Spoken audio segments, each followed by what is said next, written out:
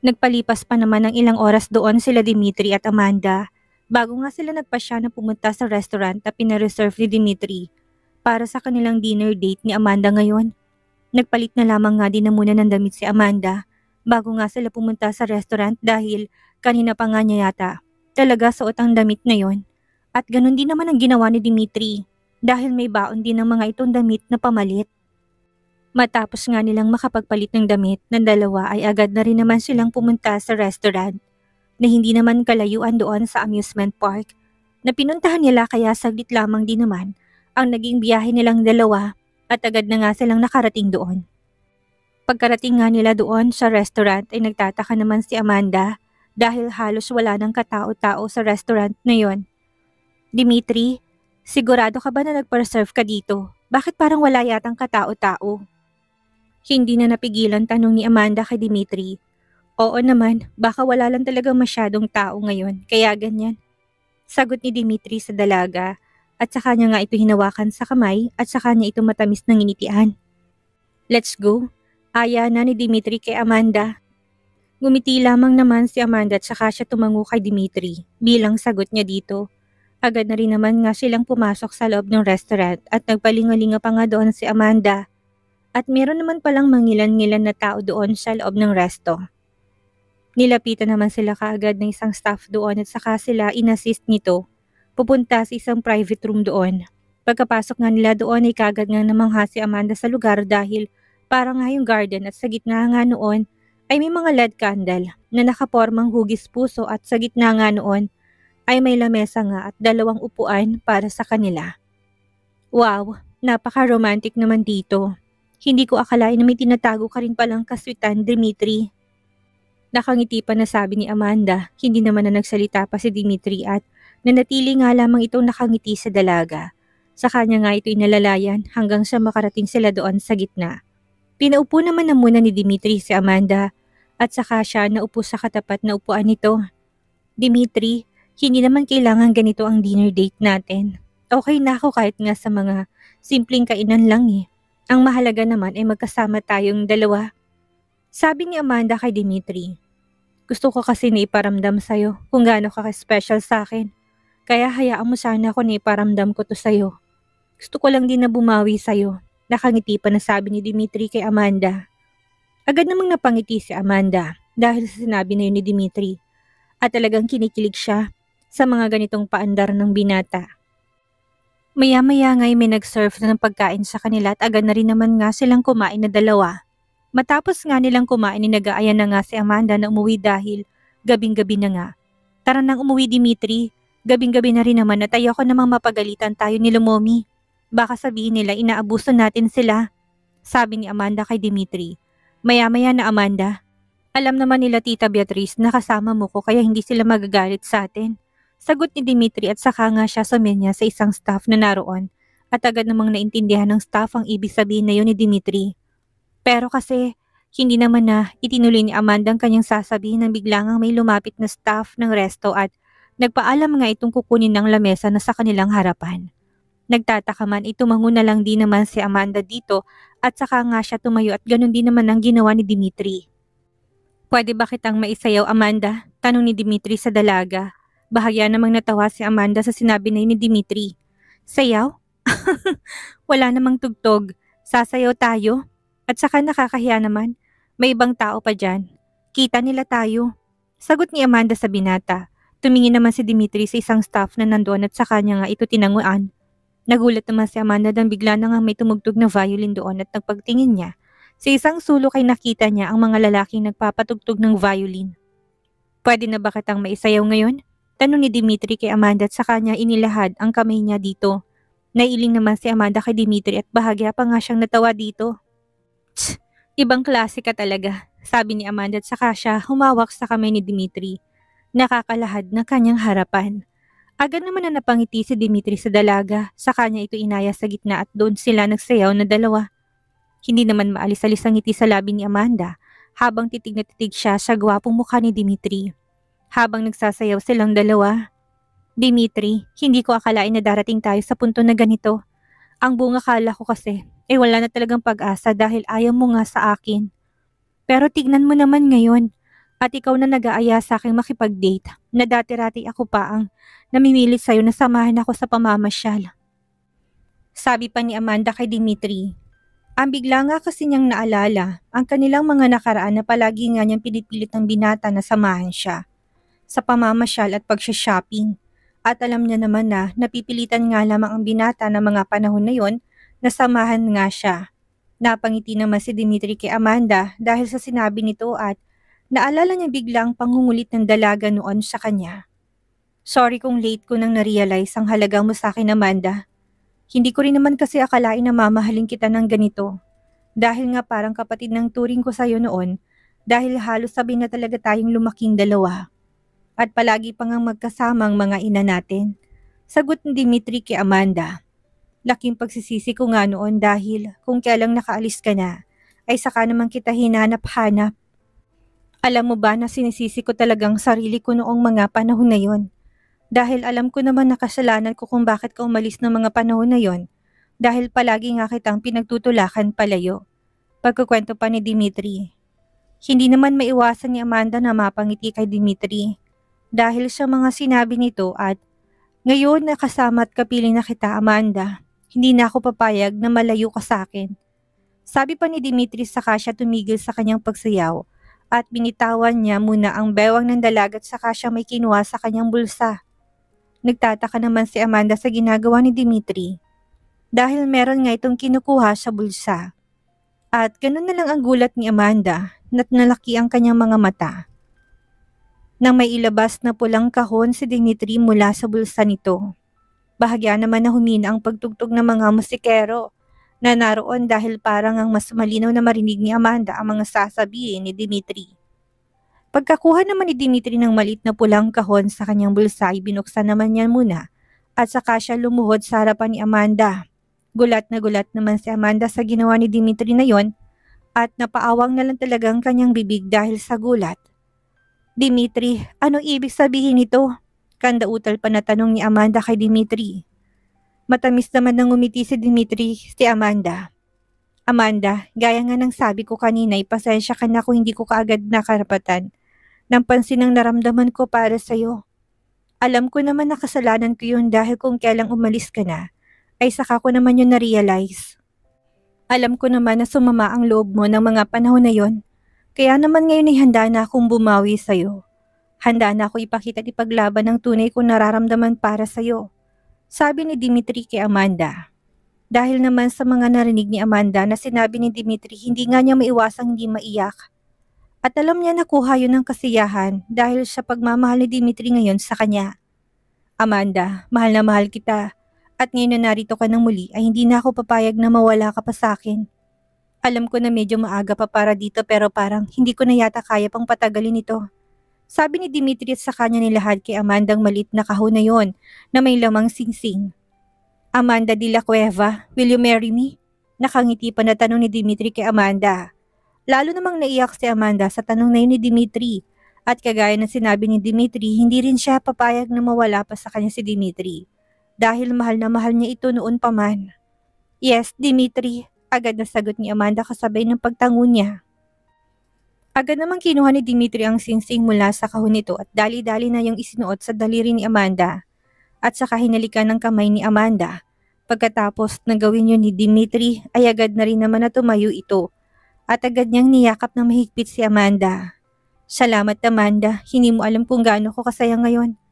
Mahal na mahal kita Amanda at ikaw lang at wala ng iba pang mamahalin ko habang buhay. Sabi ni Dimitri habang yakap-yakap niya si Amanda. Mahal na mahal din kita, Dimitri.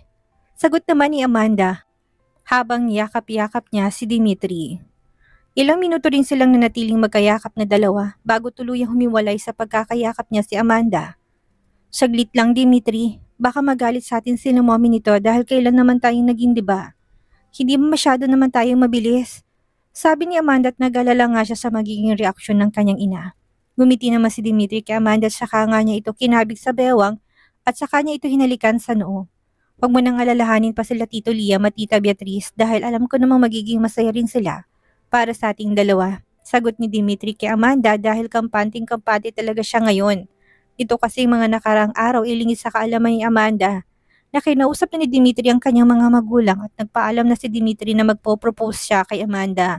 Nung una'y medyo alanganin pang mga magulang ni Amanda pero sa bandang huli pumayag na rin naman ang mga to. Naayain nga niya magpakasal si Amanda. Hindi ka man lang ba nag-aalala? Baka pati sila Tita Angeline at Tito Denver ay magalit sa atin. Sabi pa ni Amanda, bigla namang bumukas ang ilaw sa kanilang paligid at ganun na lang ang gulat ni Amanda. Nang makita niya ang mga magulang na nandun at maging ang mga magulang ni Denver ay nandun din. Sabi ko naman sa'yo, hindi ba? Magiging masaya pa sila para sa atin. Nakangiti pa na sabi ni Dimitri, kaya naman agad nang napabitin si Amanda sa binata. Anong ibig sabihin nito? Puno ng pagtataka na tanong ni Amanda sa binata. Bago ako mag-propose sa'yo, ay nagpaalam na muna ako sa mga magulang ko. At syempre lalong-lalo na sa mga magulang mo. Ginagalang ko sila kaya hindi naman pwedeng hindi ako humingi ng basbas sa kanila. Lalo na kila Tita Beatrice at Tito Liam. Kaya naman pumayag na sila ay hindi na talaga nagpatumpik-tumpik pa at agad ko na nga itong pinano. Nakangiti pa na sagot ni Dimitri kay Amanda. Iibig mo sabihin, alam nilang lahat ang tungkol dito? Hindi pa rin makapaniwalang tanong ni Amanda kay Dimitri. Agad naman tumango si Dimitri sa dalaga habang may matamis na ngiti sa kanyang labi. Oo Amanda, alam nilang tungkol dito na kanina pa rin talaga sila nariyan. Hindi mo lang talaga sila napapansin dahil madilim nga sa parte na yan kanina. Sagot ni Dimitri. Hindi naman maiwasan ni Amandang maiyak dahil sa ginawa at sinabi ni Dimitri. Sobrang saya niya dahil bukod sa kanya pinapahalagahan din ng binatang kanyang mga magulang. Shh! Huwag ka na umiyak. Hindi ka ba masaya sa ginawa kong ito? Tanong pa ni Dimitri dahil hindi na nga natigil sa pag-iyak si Amanda. Pinunasan naman muna ni Amanda ang luha sa kanyang pisngit sa kanya tiningnan si Dimitri at sa kanya nga itong matamis ng initian. Hindi mo alam kung gaano ko kasaya ngayon, Dimitri. Salamat dahil pinapahalagan mo rin ng pamilya ko. Sabi ni Amanda at muling ay pumatak ang mga luha. Agad namang niyakap ni Dimitri si Amanda para aluhin to. Alam naman niya na masaya to. At maging siya naman ay talagang masayang-masaya ngayon. Maya-maya ngayon lumapit naman ang mga magulang nila sa kanila at nangunguna na doon si Angeline na ngiti-ngiti habang papalapit kila Amanda at Dimitri. Congratulations sa inyong mga anak. Nakangiti pa na sabi ni Angeline kila Amanda at Dimitri saka siya humalik sa pisngi ng mga ito. Sabi ko naman kasi sa inyo ay huwag niyo nang patagalin pa ito at mabuti na lang talaga at nakinig itong si Dimitri sa akin. Daldal pa ni Angeline kila Amanda at Dimitri. Thank you po tita, sagot ni Amanda sa tita Angeline at alam niya na masayang-masaya ito ngayon. Oops, sandali lang. Dapat ay mommy na rin ang tawag mo sa akin ihat, hindi na tita. Anak na rin kita at soon nga ay kakasal na nga kayong dalawa ni Dimitri. At syempre daddy na rin dapat ang itatawag mo sa Tito Denver mo, sagot ni Angeline kay Amanda. Parang bigla namang nakaramdam ng hiya si Amanda dahil nga sa nasanay na nga siyang tawagin ito ng Tita Angeline. Sige po, Mommy Angeline, nautal pa na sabi ni Amanda dito. Agad namang napangiti si Angeline at kagad na nga rin niyakap si Amanda. Welcome sa family namin Amanda, sabi pa ni Angeline kay Amanda. Kasunod naman na lumapit kay Amanda at Dimitri ang mga magulang ni Amanda at agad na nga rin itong yumakap at tumalik sa pisngi ng mga ito. Congratulations sa inyong dalawa, nakangiti pa na sabi ni Beatrice kila Amanda at Dimitri. Ingatan mo anak ko Dimitri ha, huwag mo yang paiiyakin. Alam mo naman na buong tiwala namin sa iyo ng tita Lia mo, kaya huwag mo kaming bibiguin. Baling naman ni Beatrice kay Dimitri. Opo tita Beatrice, pangako po sa inyo na hindi ko pa paiiyakin si Amanda at pakakamahalin ko po siya hanggang sa huling hininga ko. Sagot ni Dimitri sa tita Beatrice niya. Tch, isa ka rin eh. Dapat ay mommy na rin ang tawag mo sa akin at hindi na tita. At ganun din ang tito Lia mo. Dapat ay daddy na rin ang tawag mo sa kanya. Angeline pa nasabi ni Beatrice kay Dimitri. Napakamot naman sa kanyang ulo si Dimitri kahit hindi naman yun makate. Sorry po mommy Beatrice. Nautal pa nasabi ni Dimitri. Nagkatawa na naman sila doon dahil nga sa naging reaksyon na yon ni Dimitri. Isa-isa na rin namang lumapit sa kanilang mga kapatid ni Dimitri na sila Noah at Nina, kasamang kani-kanilang mga asawa para batiin nga silang dalawa. Mabilis namang lumipas sa mga araw at namanhika na rin kaagad sila Dimitri sa pamilya ni Amanda at napagkasunduan nila sa 5 buwan mula ngayon na magaganap ang kasal nila Dimitri at Amanda. Madalas namang abala ngayon si Amanda sa pag-asikaso para sa kanilang kasal ni Dimitri. Inuna na nga rin nga muna niya ito kaysa sa maghanap na muna ng trabaho dahil gusto rin naman niya kasi na maging maayos ang kanilang kasal at talaga niya na siya ang mag-asikaso dito. Kaya naman nabalang-abala talaga siya palagi. Ngayon ay pupunta sila Amanda at Dimitri sa isang restaurant para sa kanilang food tasting. At pagkatapos nito ay pupunta naman sila sa butik kung saan sila magpapagawa ng kanilang susuotin para sa kanilang kasal. Nasa biyahe naman sila ngayon ng dalawa't pupunta sila sa restaurant. Pero dahil sa traffic ay nandito pa rin sila sa daan. Hanggang ngayon at late pa nga silang dalawa. Tsk, ano ba naman yan? Bakit palagi nalang traffic? Kunot noon na sabi ni Dimitri. Dahil ayaw talaga nitong nalilate siya sa kanyang mga lakad. Hayaan mo na love, nag-message na rin naman ako sa kausap natin. At nagsabi ako na malilate tayo dahil sa traffic. Sagot naman ni Amanda, napabuntong hininga na lang talaga si Dimitri at pinapakalma na lang ang kanyang sarili dahil talagang naiinis na siya sa traffic. Kamusta palang mga kakailanganin natin sa kasal love? May maitutulong ba ako? Sabihin mo lang sa akin kung kailangan mo ng tulong o kasama. Pwede naman akong umabsent. Sabi ni Dimitri kay Amanda.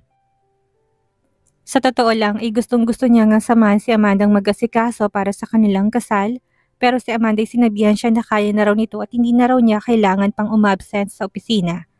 Kaya kahit nagustuhin man sana Dimitri na samahan nito, ay ayaw talaga nito kaya naman hinayaan na lang din niya si Amanda sa gusto nito. Naku, huwag ka na mag-alala pa doon, love. Kayang-kaya ko na to. Huwag kang mag-alala kapag kailangan naman kita ay magsasabi naman ako sa'yo. Nakangiti pa na sagot ni Amanda kay Dimitri.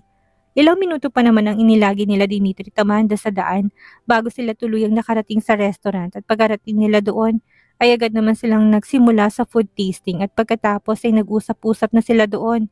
Natutuwa naman talaga silang dalawa dahil lahat ng pagkain na tikman nila ay masasarap kaya kagad na rin silang nagpa-reserve sa mga ito. Pero wala pa rin talaga silang venue sa ngayon dahil naghahanap-hanap pa silang dalawa. Pagkatapos naman nila Amanda at Dimitri sa food tasting ay dumiretso na sila sa butik kung saan sila nagpagawa ng kanilang susuotin na damit pang kasal. At dahil gusto nilang isurprise ang isa't isa sa araw ng kanilang kasal, ay magkaiba sila ng room na pinagsukatan ng damit. Pagkasukat nila ng kanilang mga damit ay mukhang maayos naman, ang kauntit ayos na nga talaga at pwede na rin nila yung makuha. Ang damit naman na susuotin ng kanilang mga abay ay sa ibang butik naman nila pinagawa dahil nga may kakilala rin si Nina na gumagawa ng damit ng mga abay kaya naman doon na lang nila naisipang magpagawa ng gown ng kanilang mga abay. Halos hapon na rin talaga natapos sila Amanda at Dimitri sa kanilang mga inasikaso kaya naman dumiretso na sila sa isang cafe para magmerienda at para na rin palipasin na munang matinding traffic. Love, darating nga pala si Ate Charlene sa araw na kasal natin. Pwede ba na ipahabol ko siya sa magiging bridesmaid natin? Sabi ni Amanda kay Dimitri habang nasa cafe na nga silang dalawa. Akala kasi ni Amanda, hindi makakarating ang Ate Charlene niya sa kanyang kasal dahil abalang-abala ito sa London, kaya naman hindi nila yon naisama sa kanilang mga bridesmaid. Pero biglang nagbagong isip ni Charlene at pinilit nga nitong makauwi ng bansa para lang sa kasal ni Amanda. Wala naman yung problema, love. Sige lang, isama mo lang siya sa mga bridesmaid natin. Nakangiti naman na sagot ni Dimitri kay Amanda. Alam niya naman kung gaano kalapit si Amanda sa Ate Charlene nito at alam niya rin ito ang kasakasama ni Amanda sa London noong mga panahong nandun ngang dalaga. Talaga love, sige papadagdag ko na lang din siya sa mga invitation natin. Total hindi pa naman tapos na gagawin ng mga yon. Nakangiti pa na sagot ni Amanda kay Dimitri. Kamuntik na nga rin talagang magtampo si Amanda sa Ate Charlene niya dahil nga sa mga sabi nito ay hindi ito makapunta kaya naman ngayon yung nagsabi ito na makakapunta ay talaga namang tuwang-tuwa si Amanda. Matapos silang magbiryanda dalaway kagad na rin naman silang dumiretso sa mansyon nila. Dahil may ilang mga bagay na silang dapat na pag-usapang dalawa. Mabilis namang lumipas sa mga araw at buwan at nasikaso naman ni Amanda ang lahat ng kakailanganin nila sa kasal ni Dimitri. Talagang siyang naging punong abala sa kanilang kasal ni Dimitri dahil gusto niyang maging perfect ang kasal nila ni Dimitri. Dahil minsan lang naman daw ang kasal niya kaya gusto niya na maging maayos ang talaga ito. 3 araw na lang din at araw ng kasal nila Dimitri at Amanda at halos hindi pa rin makapaniwala si Amanda ang ikakasal na talaga sila ni Dimitri. Dahil parang kailan lang ay pinapangarap lang niya ang lalaking ito at ngayon ay magiging asawa niya na ito sa wakas. Ngayong araw ay nakatakdang dumating ng bansang pisang ni Amanda si Charlene na nakasama niya noon sa London kaya naman pinasundo niya na lang ito sa airport at nagpahanda na rin talaga siya ng makakain nila pagdating ni Charlene. Habang abala si Amanda na tumuling sa paghahandang lamesa, ay lumapit ang isang kasambahay nila sa kanya. Ma'am Amanda, nariyan na po si Ma'am Charlene. Pagbabalita ng kasambahay kay Amanda, agad namang napangiti si Amanda dahil doon at bigla siyang na-excite. Dahil na-miss niya rin talaga ang ate Charlene niya. Binigay niya muna ni Amanda ang mga hawak niyang kubyerto sa isa nilang kasambahay at nagmadali itong pumunta sa sala kunasan ng kanyang pinsan. Welcome back to the Philippines, Ate Charlene. Sigaw ni Amanda at mangyayakap sana siya sa Ate Charlene niya na bigla siyang natigilan dahil sa kasama ng kanyang pinsan. Anong ibig sabihin nito? Bakit mo siya kasama? Kunot-noo pa na tanong ni Amanda sa kanyang Ate Charlene. Nagulat kasi talaga si Amanda dahil paglabas nga niya nawala ngiti sa kanyang labing na makita niya si Zack na kasamang Ate Charlene niya. Amanda, let me explain first. Please, sabi ni Ate Charlene sa kanyang pinsan. Nanatili namang naguluhan si Amanda habang nagpalipat-lipat ang tingin kay Charlene at Zack. Bumuntong hininga naman si Charlene, saka siya tumingin kay Zack. Agad namang hinawakan ni Zack ang kamay ni Charlene. Gulat na gulat naman si Amanda sa ikinikilos ng dalawang nasa harapan niya. Talagang naguluhan siya sa mga ito ngayon at hindi niya magawang makapagsalita. Pero may naisip siya na dahilan kung bakit magkasama itong dalawa. Pero hinihintay ni Amanda magpaliwanag ang Ate Charlene niya. Amanda, wala naman na kayo ni Zack, hindi ba? Boyfriend ko na kasi siya ngayon. Mahinang sabi ni Charlene at parang nahihiya pa siyang umamin kay Amanda dahil alam niya na may relasyon ito dati at kamuntik nang ikasal. Talaga, boyfriend mo na si Zack? Tila hindi pa nga rin makapaniwalang tanong ni Amanda sa kanyang pinsan dahil wala man lang itong nababanggit sa kanya tungkol dito. Agad naman tumango si Charlene at sandali siyang tumingin kay Zack bago siya muling humarap kay Amanda. Oo Amanda, boyfriend ko na si Zack ngayon. Pag-amin ni Charlene kay Amanda. Pasensya ka na ako hindi ko to nabanggit sa inyo nakaraan. Ayoko kasi na magalit ka sa akin at gusto ko na personal ko na lang nasabihin to sa'yo. Kaso nagpumilit si Zack na gusto raw niya sumama at gusto niyang masaksihan ang pag-iisang dibdib niya ni Dimitri. Paliwanag pa ni Charlene kay Amanda. Bahagya namang natawa si Amanda sa kanyang pinsan dahil todo paliwanag talaga ito sa kanya. Ate Charlene, wala namang problema sa akin. Isa pa akong nagmamahalan naman talaga kayong dalawa. Ay bakit ko naman yun nahadlangan, hindi ba?